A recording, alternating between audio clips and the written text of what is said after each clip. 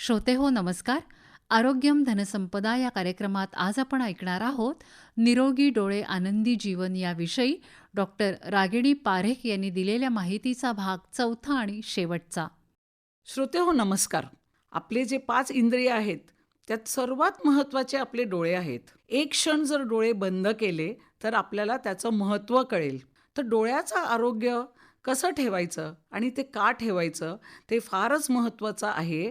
कारण जर डोळ्याची काळजी घेतली नाही, तर काही कारणांमुळे अंधत्व निश्चित आहे. डोळ्याच्या आरोग्यासाठी लहान शिशू जन्मल्यानंतर त्या डोळ्यात काजळ, दूध, मध काही घालू नये. कारण जे आपले अश्रू असतात ते आपल्या डोळ्यासाठी संपूर्ण पोषण असतात. बाळ समजा 6-8 महिन्याचं झालं आणि तिरडेपणा दिसलं, तर काही आपल्याला लोकं सांगतात, की मोठं झाल्यानंतर ते नीट होणार. असं काही नीट होत नाही. त्यामुळे नेत्रतज्ञाकडे जाणं आणि तपासणं गरजेचं आहे. शाळेत जाताना जी मुलं असतात त्यांचे डोळे तपासून घेणं गरजेचं आहे.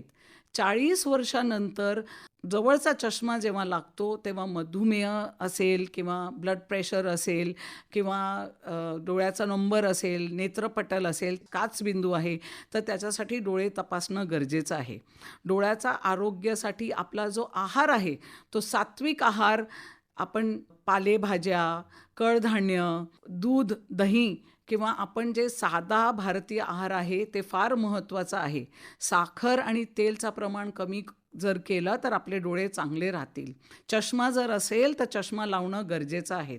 आपण अनेक रुग्ण असं बघतो की त्यांना मार लागलेला असतो. हा मार लागून डोळ्यावर तीक पडते आणि नेत्रदानशिवाय काहीही पर्याय नाही आहे. तर त्यामुळे आपल्याला हे सगळं म्हणजे जेव्हा आपण फटाके वाजवतो किंवा होळी खेळतो, तर आपले डोळे कसे वाचतील त्याची काळजी घेणं फारच गरजेचं आहे. आपल्या आहारामध्ये बी कॉम्प्लेक्स कमी असेल, भाज्या कमी असेल, तर आपण बघतो की 70-80च्या वयात डोळ्याचे पडदे खराब होतात आणि त्याला एज रिलेटेड मॅक्युलर डिजनरेशन असं म्हणलं जातं.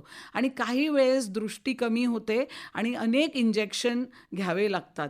पण लहानपणापासूनच जर आपण त्याची काळजी घेतली आणि आपला आहार चांगला ठेवला, तर आपल्याला डोळे शेवटपर्यंत चांगले राहतील. तर त्यामुळे आपण आपले डोळे चांगले आणि सुंदर ठेवू शकतो, जेणेकरून आपण ही सुंदर सृष्टी बघू शकतो. आणि लोकांनीही सुंदर सृष्टी बघावी म्हणून आपण मरणोत्तर जर डोळे दान केले, तर आपण 2 नाही, पण आत्ता असं आहे की सगळेच भाग वापरू शकतो. तर 4 रुग्णांना पण आपण दृष्टी देऊ शकतो. त्यामुळे मरणोत्तर डोळे दान करणं गरजेचं आहे. जिवंत असताना डोळ्याची काळजी घेणं फार महत्त्वाचं आहे. चांगला आहार, साधी जीवनशैली, डोळ्यात काही टाकायचं नाही, नेत्रतज्ञाच्या सल्ल्याशिवाय आणि वेळोवेळी नेत्रतज्ञांना दाखवणे, जेणेकरून आपले डोळे नेहमी चांगले राहतील आणि ही सुंदर सृष्टी बघू शकतील.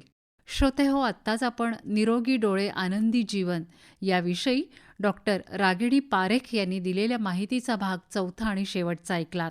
या कार्यक्रमासाठी निर्मिती सहाय्य केलं होतं सुचेता गरुडे यांनी आणि या कार्यक्रमाचे सादरकर्ते राजकुमार भारती.